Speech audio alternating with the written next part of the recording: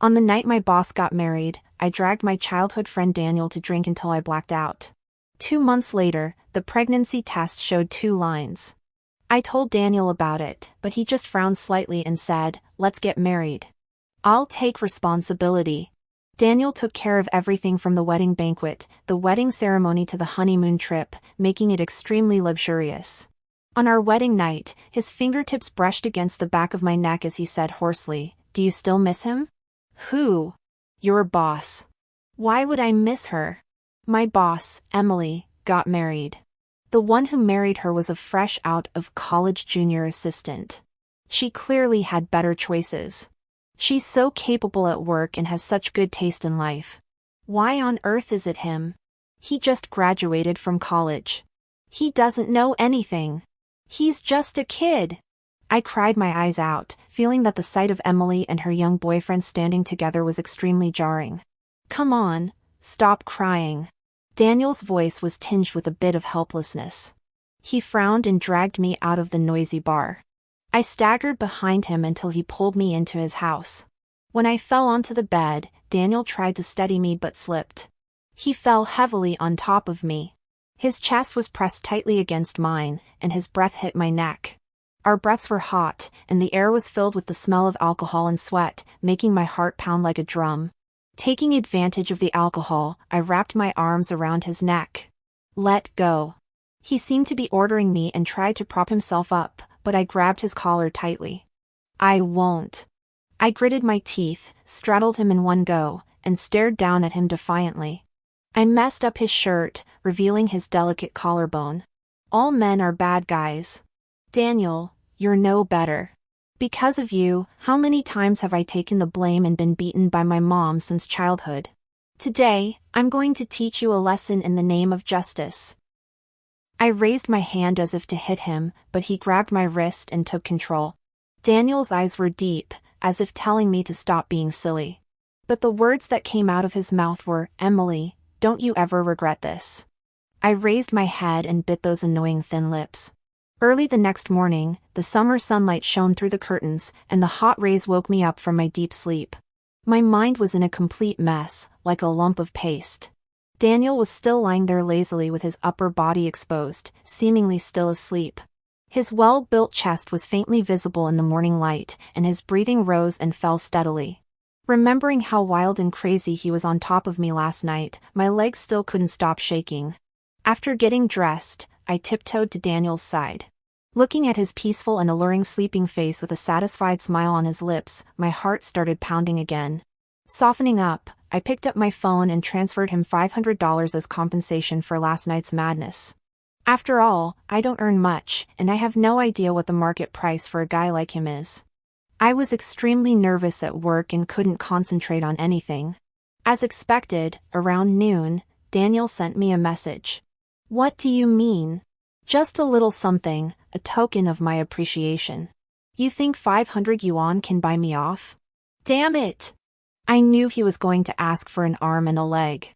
"Transfer me another 20. I paid for the taxi when I sent you back yesterday." "Daniel, you're such a cheapskate." All of a sudden, my nose started to feel a bit sore. We were very much in sync and didn't mention what had happened that night. After all, ever since we were kids, Daniel was like an unreachable moon to the kids in our neighborhood. Daniel moved to Suzhou from Shanghai when we were in nursery school. He looked all well-behaved on the surface, but deep down, he was a crazy one. We've never gotten along since childhood.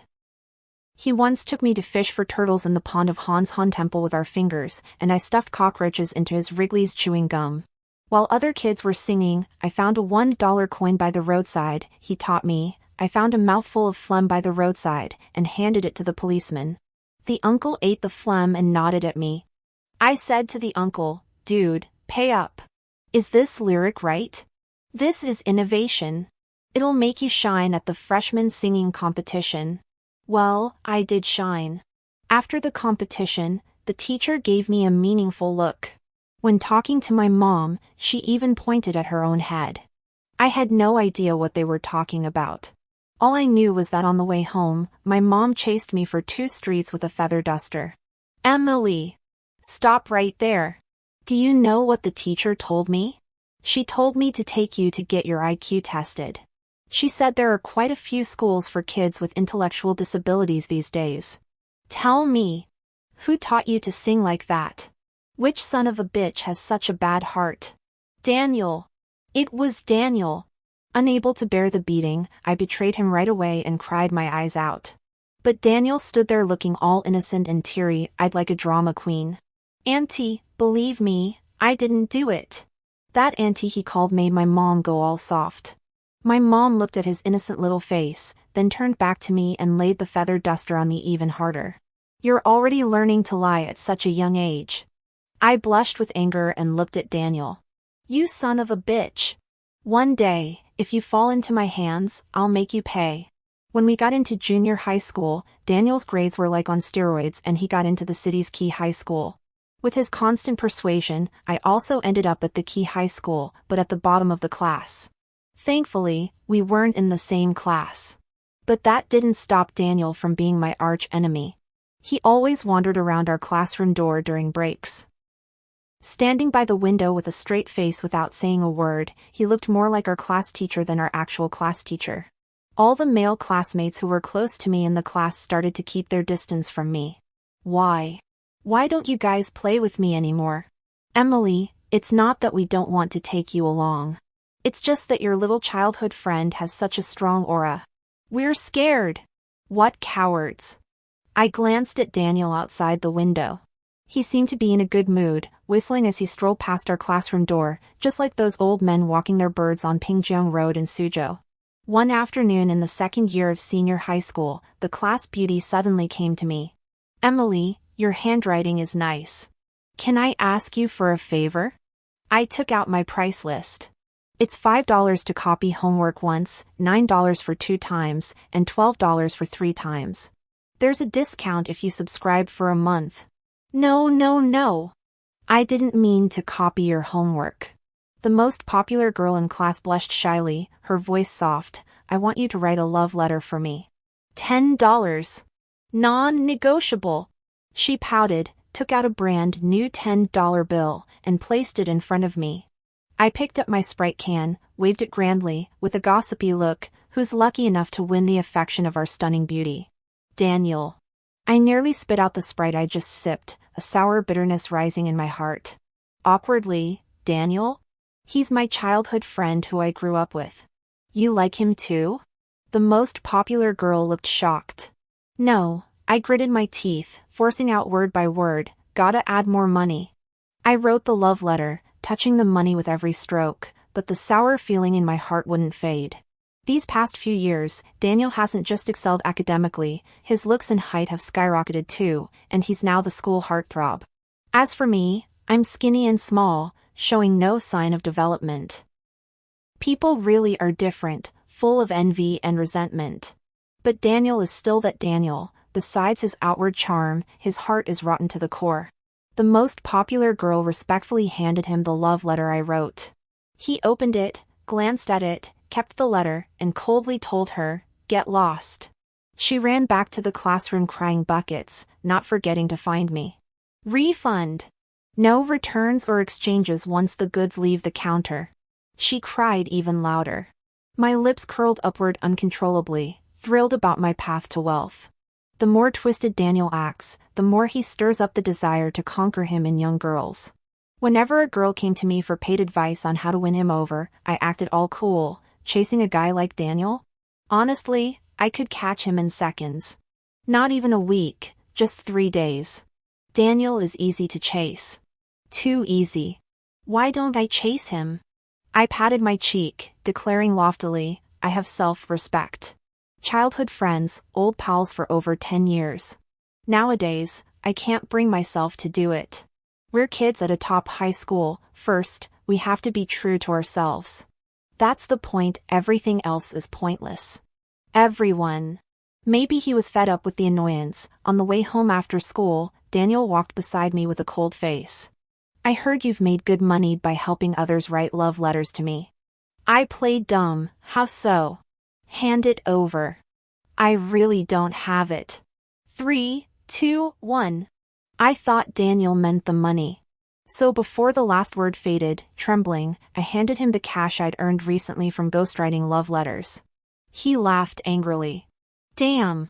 This much? Emily, are you planning to get rich by selling me off? I said with embarrassment, it's all hard-earned money. It's tough doing business away from home. After I finished speaking, Daniel simply stared at me without a word. I grew uneasy. This was his telltale sign before anger erupted. How about I take 60% and you 40 from now on? Daniel kept watching me, his eyes darkening with an indecipherable expression. Fine, fine. 50-50 then. Still silent. I'll take 40. 60 for you. That's my final offer. Any less and I can't even break even. I groveled to the absolute extreme. Only then did Daniel stuff the wad of cash into his backpack. My heart ached more painfully than Jackie Chan's wrenching ballads. But to my shock, after securing the money, Daniel yanked my backpack, rummaged through it, and confiscated the undelivered love letters meant for classmates. Furious, I wanted to hit him, but he towered over me. Daniel leaned down until our faces were inches apart, smirking. Kids make choices. Adults take everything. On college admissions score release day, my mother's bone-chopping thuds sounded particularly violent. Daniel, remember our deal. If my mom tries to murder me, you have to save me. Of course. Don't worry, I'll dedicate the first bouquet at your memorial every Qingming festival. Trembling, I entered my exam ID. When scores appeared, Daniel seemed more thrilled than me. Those usually distant, cool eyes now curved into crescent moons, glowing with warmth. My pulse raced, forcing me to avert my gaze. Emily, let's apply to the same university. Daniel's voice was light yet firm, tinged with secret-sharing anticipation. Suddenly we were so close I caught the fresh detergent scent on his clothes. His warm palm settled on my head, fingers unconsciously twirling my hair, an intimate solace. Sunlight slanted through the window, illuminating the fine down on his cheeks. Even tiny sweat beads glistened, bathing the room in drowsy afternoon warmth. Daniel. My breath ghosted over his face. Crimson instantly flooded his ears and neck. He pressed his lips taut, Adam's apple bobbing as if suppressing turmoil. Why? Why do you want me at the same school? My voice trembled almost imperceptibly, fingers twisting my hem. My throat dried, heart pounding against my ribs. My mind blanked except for his scorching gaze. I'm afraid you'll go astray. Gotta keep you in line for your mom. The words burst out clumsily, strained with false composure. So that was it. Not what I'd. My hidden hope popped like a bubble, leaving hollow silence. A bitter smile tugged my lips. Daniel and I applied to the same university. But my admission hit a snag. I ended up at another college in Shanghai, separated from Daniel's campus by just one street. Once college started, he haunted my campus like in high school. New heights of chaos always follow new heights of order. Academic pressures had bottled up teenage restlessness, now it overflowed. My roommate dragged me to mixers, yet Daniel always busted me. Daniel, are you some undercover agent? Did you plant a GPS tracker on me? After yet another mixer extraction, I snapped. Isn't it normal for college students to date? Can't you stop overreacting? He just sneered coldly. Emily, I told you to be careful of men. But you're completely obsessed with men. His tone held a fierce edge, something I'd never seen before. As if to cover up his earlier impulse, Daniel coughed lightly a couple of times. I promised your mom to keep a close watch on you. You finally made it to college, you shouldn't waste time on something as low-return as dating. Fine. I glared at him, trembling with rage, and yelled, Daniel, you're something else. If you're so tough, you shouldn't date either. Or I'll ruin every relationship you start. The winter in Shanghai was damp and bone-chilling. The night wind slashed across my cheeks like a blade, turning my lips purple, and I could only see the white vapor puffing from my mouth. Daniel slipped his scarf from his neck and wrapped it around my head, his gaze deep and conflicted. Suddenly he frowned, leaning down slowly until he was so close I could feel his hot breath. I froze, something inside me sinking, my mind blank. All I sensed was a cold, wet pressure on my lips. It was his sudden kiss. Long moments later, he straightened up, his movements uncertain. "Emily, He began, but my shock cut him off. "Daniel, are you bewitched?" I stared at him in disbelief, eyes wide, confusion and shock boiling up inside me. "Don't mess around with close ties like that." His nose was red from the cold, breathing ragged, his voice husky as if fighting back emotion. After a struggle, he squeezed out just 3 words. "You're too noisy. You moron." I fired back, clutching my frantic heart as I bolted away. The dormitory lights went out. Lying in bed, I tossed and turned endlessly. Just as I was drifting off, an intense wave of heat washed over me, like an invisible furnace closing in, jolting me awake. The blanket bulged and squirmed as if hiding something alive. Shaking, I slowly lifted a corner. In the dim glow from the window, a curled-up figure of a man came into clear view. He lifted his head, and that familiar face sharpened in the shadows. It was Daniel. But his eyes held a touch of mischief. "Holy shit!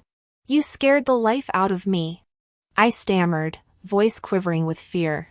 "How did you get here? This is the girls' dorm. And the door's locked tight. How did you even get in?" I hissed, palms slick with sweat. "Shoo!" He brushed off my panic, climbing closer with feline lightness until his mouth brushed my ear, exhaling warm air. "Emily," he murmured, a warning tone in his voice. "You're too noisy." Daniel's low, lazy drawl made it seem like this trespass was perfectly natural. As the last word faded, a cascade of kisses fell. When I opened my eyes again, 3 pale faces were looming inches away. "Damn it!" I shot upright in terror. "Emily, what's going on with you? You've been whining and moaning all night. Who did you dream about? So lovey-dovey?" The roommates complained with a scrutinizing look in their eyes. I blushed and buried my head in the quilt. So it was just a wet dream. I must be crazy. How could I dream about Daniel? And did so many naughty things with him in the dream. They say women in their 30s are like wolves, those in their 40s are like tigers, and those in their 50s can suck the earth sitting on the ground. But I'm only 20. Could this be what they call being horny? Since that inexplicable kiss, I haven't seen Daniel again. For several days in a row, I couldn't hold it in anymore and sent him a message. "Me? Daniel? Me, don't you have anything to say to me? Daniel, NSS. W. Me." As expected of a straight-A student, what the hell did he send? I couldn't understand a single word. Another week passed in a daze. I and the class monitor, an old buddy, attended an open class at Daniel's school. But we ran into him having dinner with a girl in the cafeteria. The 2 of them were chatting and laughing. Suddenly, a feeling of sourness and grievance welled up in my heart. "Daniel." When he turned to look at me, there was an obscure emotion in his eyes. Did he think I was disturbing him? The black hole deep in my heart was magnified infinitely. So I dragged the bewildered class monitor to Daniel's side. "What a coincidence! You're also having dinner here. My boyfriend and I heard that the food in your cafeteria is good, so we came to check it out." As soon as I finished speaking, 3 pairs of eyes looked at me in unison. Daniel suddenly started shaking his shoulders violently, and a cough sound came from his chest. "Are you sick?" I couldn't help asking. But he stood up with his lunchbox, glanced at the class monitor, and then coldly replied to me, "Mind your own business." "Fine, I won't. Who cares about you anyway?" Daniel's back paused for a moment as he was leaving. The girl sitting with him also stood up, looking amiable. Hello, classmate. I'm Daniel's class teacher." "Hello, teacher." It seemed like nothing I said now could make up for it. Finally, it was time to go back to school. The class monitor stopped me and said seriously, "Emily, I have something to tell you." "What's up?" I was still immersed in Daniel's disappointed look just now. "I didn't know you had a crush on me. If there's anything I did that made you misunderstand, I apologize to you." I was completely confused. "What are you apologizing for?" "I have a childhood sweetheart back in my hometown. We have a great relationship, and I'll only marry her. The class monitor looked at me as if trying to persuade me to turn back from the wrong path. Although there are too few people as excellent as me in this world, you don't have to hang yourself on me. Occasionally lower your standards, and you'll find that the outside world is more wonderful. I was about to explain. You don't have to say anything more. My relationship with my childhood sweetheart is so deep that only when the mountains have no edges and the heaven and earth combine will I part with her. I wanted to continue explaining. I won't like you. Just give up already. Emily, I wish you happiness. The winter wind today was unusually fierce. During the winter break for Chinese New Year, Sucheng, where snow rarely falls, unexpectedly saw light snowflakes drifting down. After finishing the New Year's Eve dinner, Daniel walked in with a bag full of fireworks, a rare smile flickering on his face. Do you want to set off fireworks? His voice rang out clearly in the chilly living room. Since that awkward run-in at the cafeteria, we hadn't spoken for a long time. Set them off. When an offer like that comes your way, why refuse? He pushed his old bicycle, signaling for me to hop on back, and we bounced along to a desolate open lot with a wide view. This was about to be developed into a new commercial district. As the lighter's flame went out again and again, beautiful fireworks burst into bloom across the night sky. The shimmering colors lit up our faces, and the air filled with a faint tang of gunpowder. Each firework seemed to whisper silent secrets. Amid the crackling explosions, Daniel and I spoke almost at once. Daniel. Emily. He scratched his head, a gentlemanly look on his face. Never mind, you go first. Daniel. Let's be best friends forever. I said carefully, my voice so quiet it was nearly swallowed by the fireworks' roar. I didn't want to lose him. Being lovers meant fights, breakups, and cutting ties forever. Just thinking about that ending twisted my heart with pain.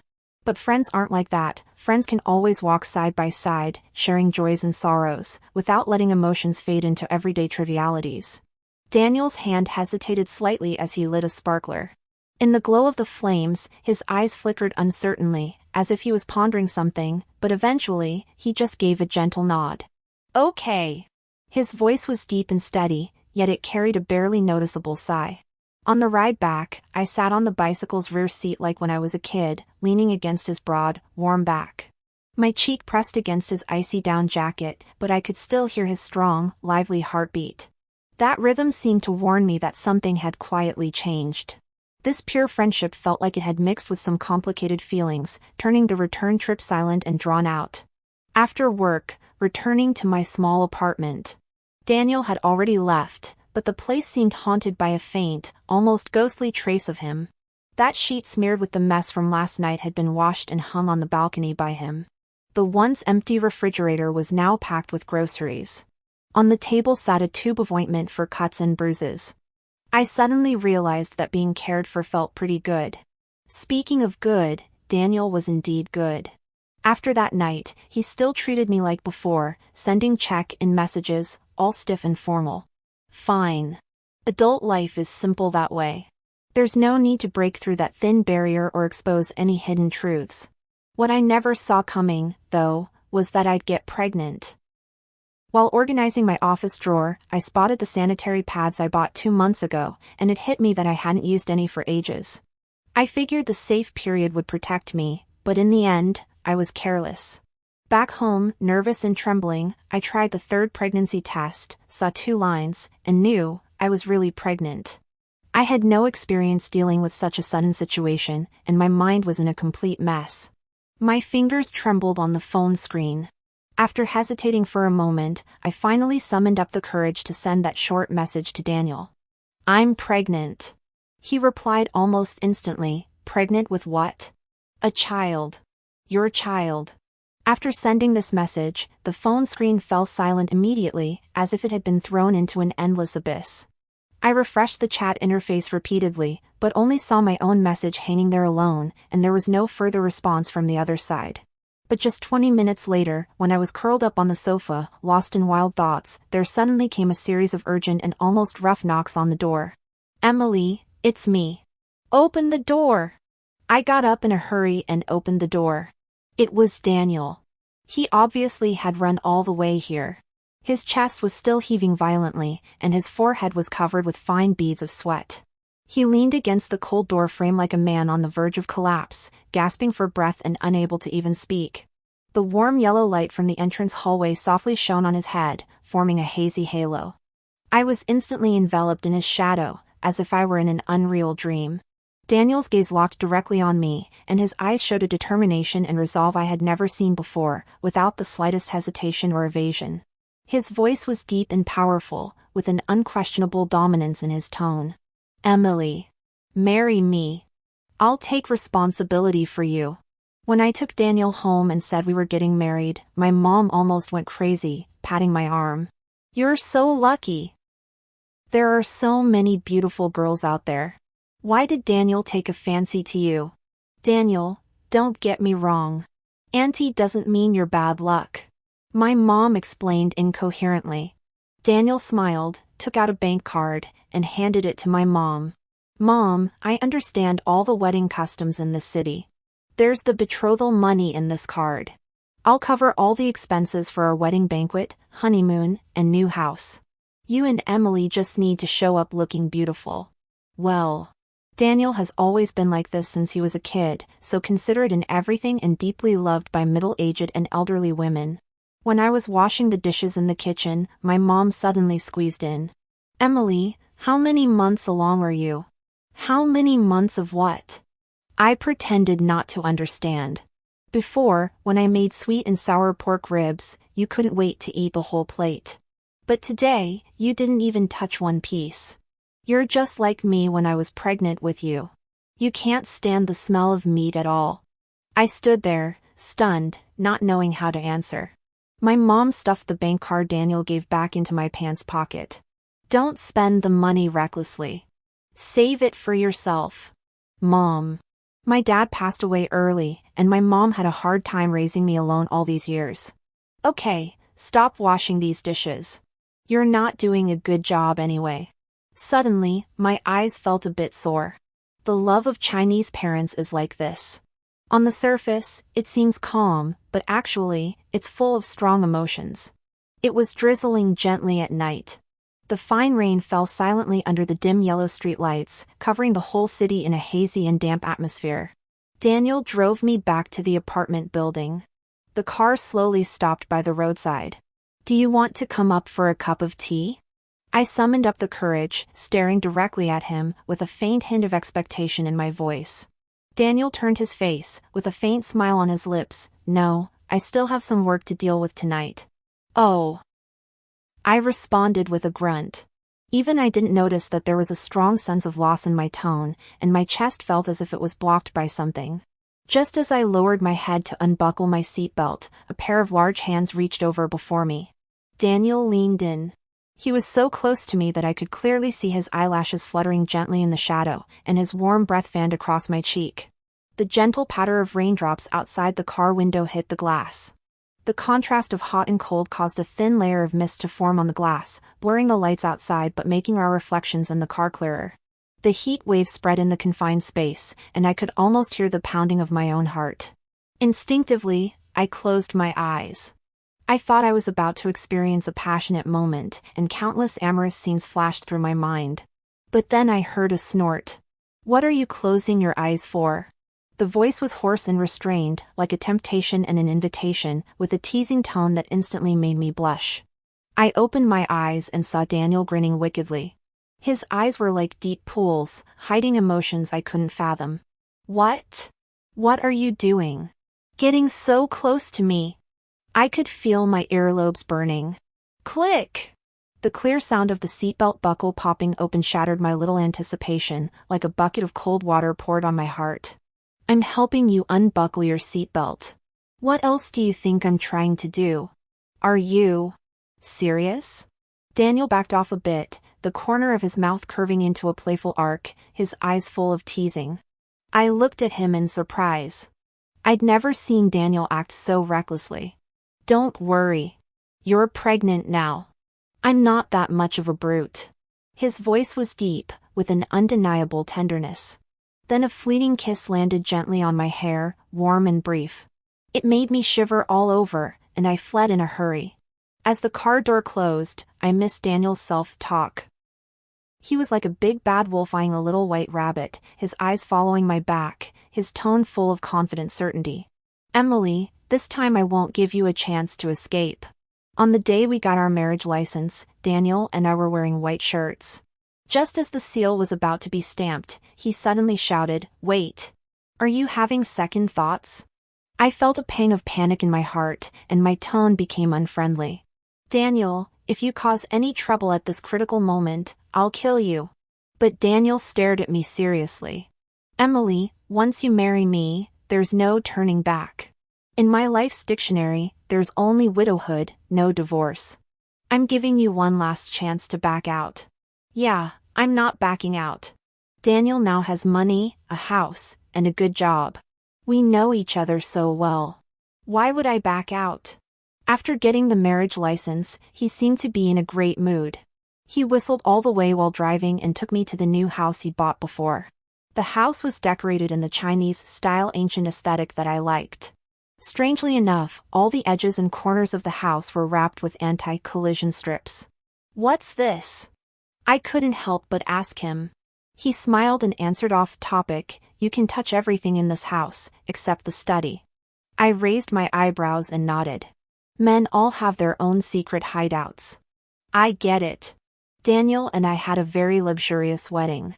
His parents were humble and gentle, and he was very polite. Everyone spoke highly of him, including my boss. When my boss, a woman, came with her young boyfriend, Daniel was just talking to other elders. "Emily, you're so low-key. Got married so quickly?" "Not at all. The groom is very handsome, he must be that childhood friend you always talk about." I nodded with a flushed face. At that moment, Daniel came over. I pulled my boss over, looked at Daniel, and said, "Let me introduce you, this is my Sue." Just as the purport landed, Daniel strode forward, firmly gripping the young guy's hand, his face all lit up with an unmeltable warm smile. "Thank you. Thank you for taking the time from your busy schedule to attend mine and Emily's wedding." The young guy flushed red in the face, looking pained. "Wishing you a long and happy marriage. May you have many children soon." I feel your warm gratitude, but could you let go?" Daniel only then released his grip. After they walked away, Daniel murmured softly in my ear, "That boss of yours looks pretty young on the surface, but she's not exactly sturdy inside." "My boss? No way, my boss takes great care of herself, and sometimes when the office is empty, she even changes the bottled water herself." Daniel looked thoughtful. "He actually looks quite handsome." "How can you call a woman handsome?" "You meant dashing, right?" I said proudly. "My boss is really dashing, tons of people adore her. No idea why she chose that in turn." Daniel frowned slightly, "Your company's hiring standards are off." "That in turn, she looks a bit mature for her age." I nodded along with Daniel. Who knows how many tricks that desperate admirer used to hook my boss. Humph, scheming people like him always end up looking older. On our wedding night, I sat on the living room carpet, opening piles of red envelopes scattered all over the floor. Daniel, fresh from the shower and wearing a bathrobe with his chest muscles suggestively exposed, couldn't even distract me from the money. After a sigh, he sat on the sofa behind me. "Emily, you really haven't changed a bit since we were kids, still love money so much." I nodded nonchalantly, "Relax, once I've sorted these gifts, I'll give you half." Suddenly, he leaned down behind me, fingertips caressing the nape of my neck, his voice husky. "Still thinking of him?" That touch made my whole body tremble. I could almost feel his warm breath brushing my ear. "Who?" I asked, forcing calm despite my racing heart. "Your boss." He gave a light snort, his tone tinged with a faint hint of jealousy. "Why would I think of her?" Daniel seemed very satisfied with that answer, a faint smile curved his lips, his gaze softened, and his fingers gently combed through my hair. He trapped me in his embrace, my back pressed tightly against his warm chest, the scent of shower gel filling my nose. "Emily, stop counting money," he commanded lowly, his voice dripping with affectionate exasperation, his arms tightening around me. "I won't take a penny, it's all yours." "Really?" I turned to him happily, only then realizing our noses were almost touching. I could see every flutter of his eyelashes, our breaths intertwining intensely.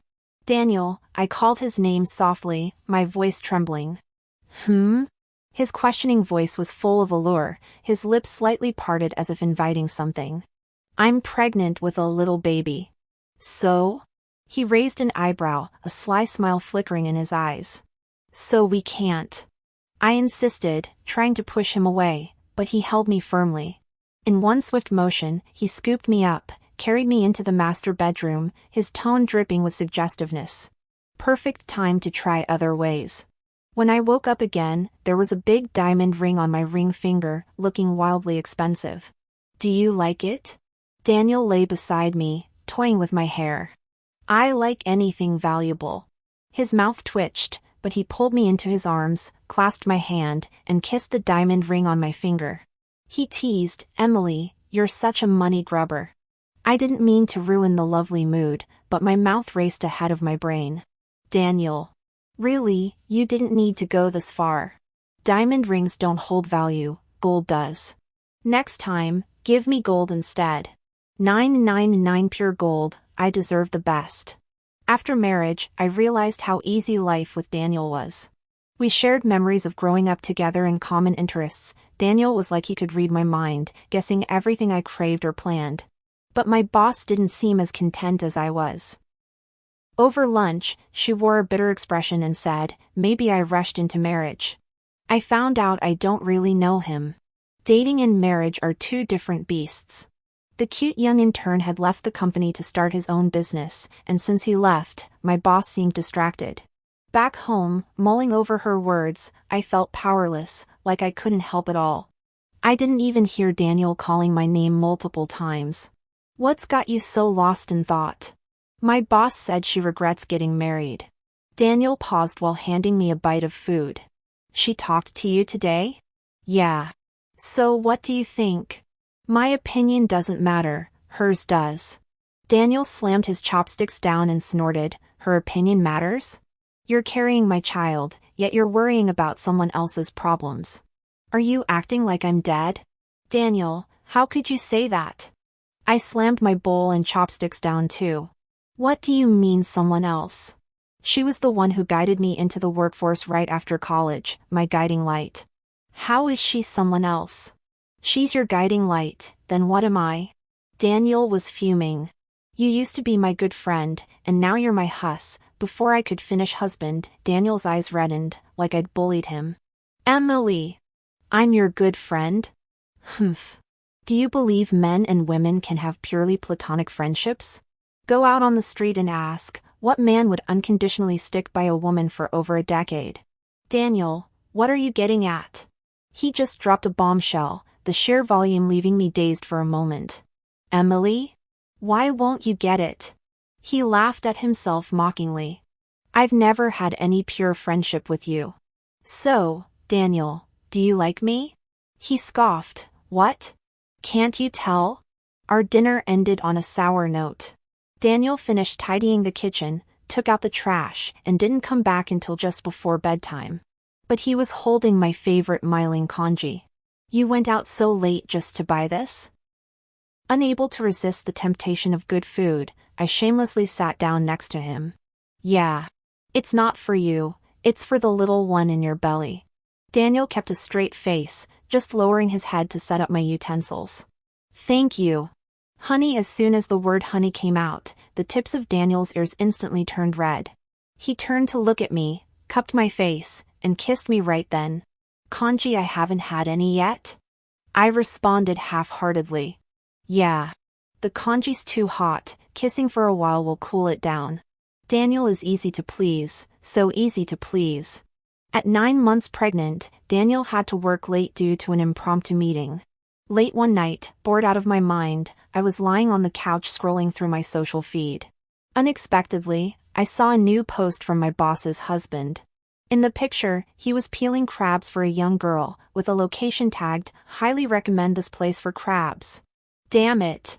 A mistress openly trying to take over, such a blatant challenge. Maybe it was my pregnancy sensitivity, but a sudden heroic urge came over me. Ignoring my belly, I took a cab straight to where they were eating. The crabs are good, huh? The young guy looked surprised when he saw me. Emily, what are you doing here? Never mind, do you want to join?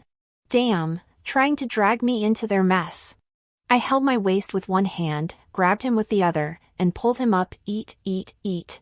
Is that all you know how to do? You've got time to peel crabs for another woman this late but no time to spend with your own wife? What the hell is wrong with you? Emily, your boss is allergic to crabs, she can't eat them. You know that, don't you? The young guy explained. I laughed bitterly. No, can you even focus on the point? Am I really here to discuss her allergy? The young guy broke free from my grip. Emily, what's gotten into you today? Did I offend you? What kind of craziness are you pulling by showing up so late? What craziness? I'm outraged on behalf of my boss. You've got no connections, no money, and as for looks, fine, you've got a decent facade, that's about it. The young guy looked embarrassed. Emily, even though you're telling the truth, saying it so bluntly is hurtful. Hurtful? More than you?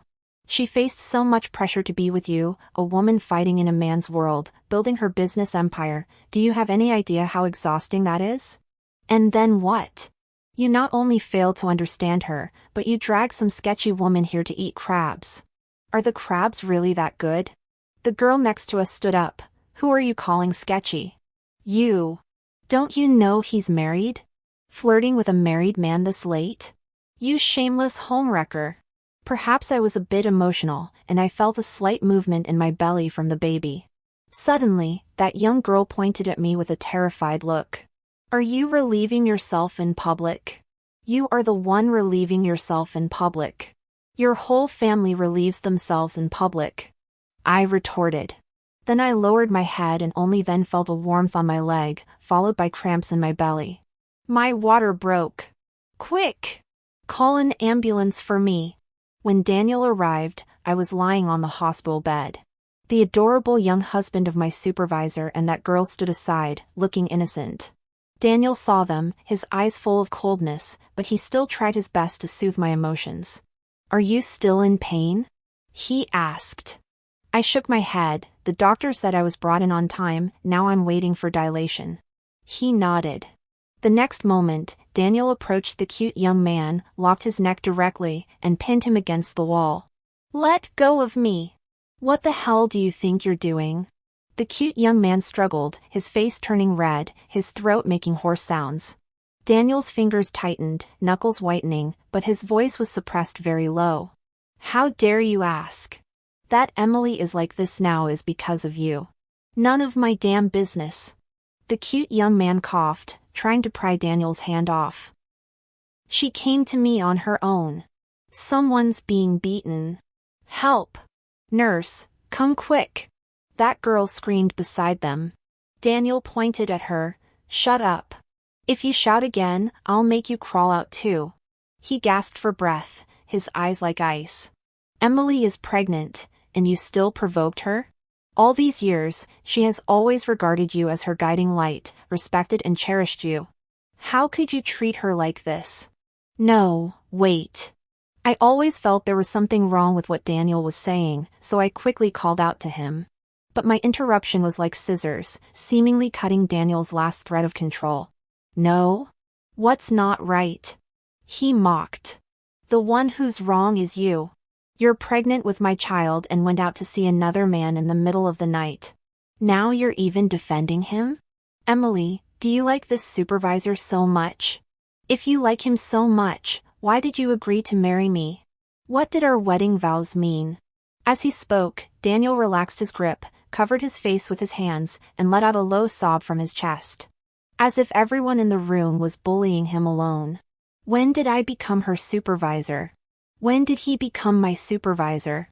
I and the cute young man said in unison. If he's not your supervisor, then who is? Daniel raised his head, his eyes full of tears. Knock, knock, knock. Just then, the hospital room door was knocked. Excuse me. What are you doing here? The female supervisor stood at the door, looking at Daniel and the cute young man with a bewildered expression. I pointed at the female supervisor, her. She is my supervisor. Daniel looked surprised. Her? A woman? What's wrong with a woman? My wife is just that outstanding. The cute young man hurriedly trotted over to the female supervisor's side and hooked her arm with his. Honey, you're finally here. Emily's husband is bullying me. He hit me so hard it really hurts. Wow, that smells fishy. Emily, I heard from my husband you were about to give birth, so I rushed over. Right now. What is going on exactly? The boss lady looked at me, her big eyes full of confusion. Your husband and this woman are sneaking around behind your back. Honey, I'm sorry, it's true I snuck out to eat, but it was crab. You hate crab, can't even stand the smell, so that's why I ate it outside. My cute husband said with an ingratiating smile. Humph. It wasn't just crab you sneaked out for, you sneaked around with someone. I pointed at him and yelled, you have no shame. Emily treats you so well, and you do this behind her back. Daniel steadied me by the waist, whispering soothingly, don't get so worked up yet. You're about to give birth soon, save your energy. Though, you truly are scumbag among men. My cute husband looked utterly bewildered. Hold on. Shouldn't you at least figure out the situation before yelling at me? The young woman stepped forward timidly, stammering, could I maybe say something? Is it possible, just maybe, that I'm not his mistress, but his little sister? Like, biological sister. Just then, the hospital room door swung open, and a nurse came in. You're ready to be wheeled into the waiting room. Daniel immediately helped me adjust my position, his movements gentle and practiced. He planted a damp kiss on my forehead. Don't be scared, honey, I'll be right here with you. Finally delivered. After staying at the postpartum care center for over 3 months, we finally returned home. Daniel, however, seemed a bit cooler toward me than before the baby arrived. I admit I am a bit fuller than before pregnancy, but surely not utterly lacking appeal. Late one night, the house quiet. I lay in bed wearing a rather provocative nightgown. Daniel looked at me, his gaze deepening by several degrees, his voice rough and low. Wearing so little, you'll catch a chill. He pulled the blanket up over me thoughtfully, then turned his back and fell sound asleep. What was going on with Daniel? The answer came the next day. I found a vasectomy confirmation slip in his pants pocket. That evening, Daniel returned from work. The baby? Still asleep? Seeing no response from me, he walked over, finally noticing the slip in my hand. Daniel looked awkward, a slight blush rising on his cheeks. You found it. He lowered his head, a hint of panic in his voice.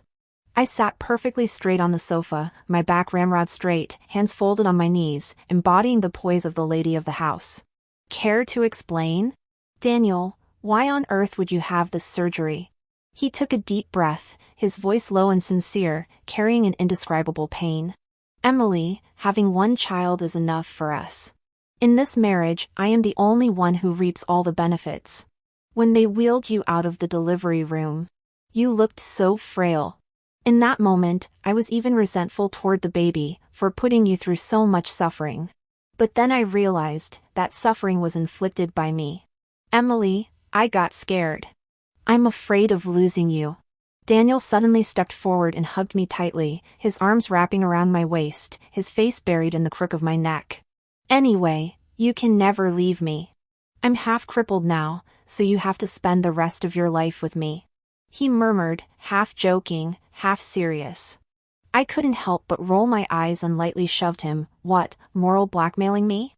He looked up, eyes burning into me. Emily, I'm going to tie you to me for life. No, this life, the next after that. Don't even think about shaking me off. He tightened his embrace, as if wanting to mold me into his bones. I silently glanced down, my gaze settling on his waist, and a teasing smile curled my lips. The surgery had quite an impact. I doubt you have any interest in me anymore. My voice was light, probing. Daniel nuzzled my neck like a big dog seeking affection. No way. He protested, voice muffled and sulky. The surgery was only a few days ago, so it's not possible. Is it okay today? I whispered softly, my voice low, cheeks involuntarily flushing. He mumbled ambiguously, his Adam's apple bobbing, eyes turning deep and intense. Wife, whether I'm fine or not. Try and find out. The moon crept up softly when a cry shattered the intimate moment. Daniel pouted. Little brat, you're your mom's little spy sent to punish me. The first time Daniel met Emily. She was sitting in the yard, munching on a pastry. Her pretty face was covered in white sesame seeds. My first thought was that this girl is beautiful but not too bright. She saw me, broke half of her pastry, and shoved it into my hand. Look, you're so hungry your nose is running. That winter, my dad was framed and demoted, my mom got laid off from the factory, I caught a cold, and our family moved from Shanghai to Suzhou. I thought it would be a freezing winter, but unexpectedly, every winter after meeting Emily was a warm one. In middle school, Emily blossomed into even more charm. In high school, even though she cut her hair short and became a bona fide tomboy, goodness knows how many eyes were on her. I was like an ascetic, having to resist her temptations and also shield her from external ones. So you're Emily's little childhood friend, huh? What's the fun in clinging to her all the time? 2 boys from Emily's class came to give me trouble. I calmly took a brick out of my backpack, it's plenty fun. What do you plan to do with that brick? I moved closer, pretending I was about to smash it on my own head. There's no surveillance here. If I tell the teacher and police that you hit my head, who do you think they'll believe, me or you? Those cowards looked at me in surprise. Are you this crazy? Does Emily know? I smiled, warning them, stay away from Emily. From that day on, the only guy around Emily was me. After graduating university, I could have stayed and worked in a foreign company in Shanghai. However, Emily said she was going back to Suzhou to accompany her mom.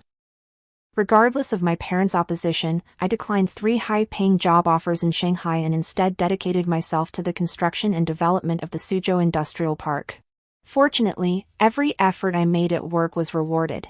Unfortunately, Emily didn't appreciate my efforts for her. Every time we had a meal together, she would talk about how amazing her boss was. Am I not as good as him?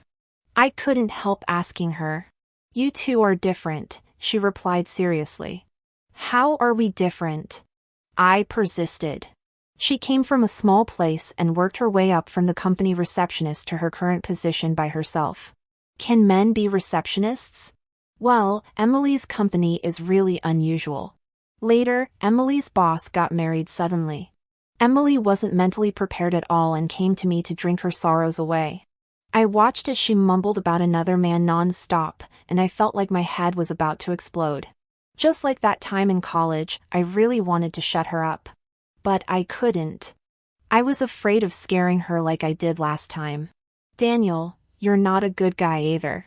Because of you, I've taken so many blame and beatings from my mom since childhood. Today, I'm going to teach you a lesson on behalf of justice. I was amused by her anger. But when Emily bit my lips, the last string in my tightly wound heart finally snapped. Emily, don't ever regret this. She was like a rose moistened by rain, with a rosy blush on her face. When she fell asleep drunk, I held her in my arms. I just felt that the empty corner in my heart that had been vacant for so long was finally filled. I gently kissed her eyebrows and said, Emily, I really like you. Really, really like you. But when I woke up and saw $500 in the chat box, I suddenly felt so cheap. Was Emily trying to pay me off? What on earth did she take me for? I did the housework for her while struggling with my thoughts for 3 hours. In the end, I was still defeated by her. I couldn't help but find her and ask her to transfer me $20. Well, great. 500 plus 20 is still 520. Humph, Emily, look. I can still cheer myself up without your help. Epilogue. When Emily was tidying up the room, I opened Daniel's study. His bookshelf was neatly filled with professional books and photos of Emily and me from childhood to adulthood. A file box named Love Letter Collection caught my attention. Daniel had secretly hidden love letters? Out of curiosity, I opened the box, and about a dozen pink love letters scattered out.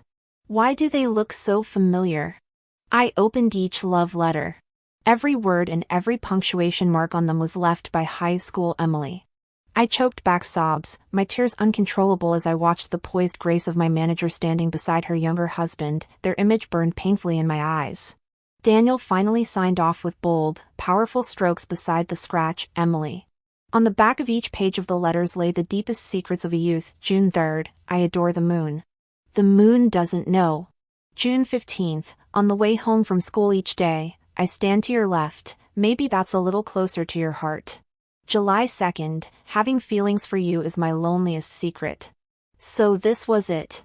A young heart stirring is like a wilderness in midsummer night, impossible to fully cut or burn away. With one sweep of the long wind, the sky blazed with wild grass. This incredible story ends here. Thanks for reading, the next one will be even more thrilling.